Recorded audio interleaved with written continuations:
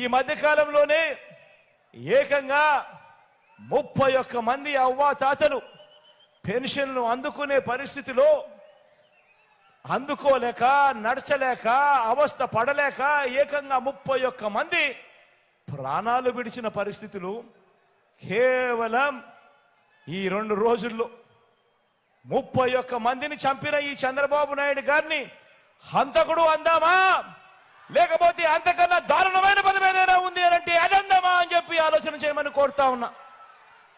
నేను అడుగుతా ఉన్నా ఇదే చంద్రబాబు నాయుడు, అయ్యా చంద్రబాబు నాయుడు గారు, ఈ రాష్ట్రంలో 66 లక్షల మంది పెన్షన్ తీసుకుంటా ఉన్నారు.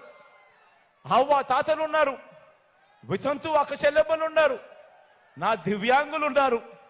మీ అందరికీ కూడా వీరందరికీ కూడా చెబుతున్నా, వీరందరికీ కూడా చెబుతా ఉన్నా, కొంచెం ఓపిక పట్టండి, కొంచెం ఓపిక పట్టండి.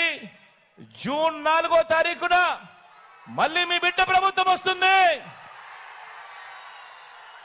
మళ్ళీ మీ బిడ్డ ప్రభుత్వం వస్తుంది. నా మొట్టమొదటి సంతకం మళ్ళీ వాలంటీర్ల వ్యవస్థ తీసుకొచ్చి ప్రతి ఇంటికి కూడా మళ్ళీ సేవలు అందించే కార్యక్రమం నా మొట్టమొదటి సంతకం చేస్తాను అని చెప్పి సందర్భంగా తెలియజేస్తా ఉన్నా.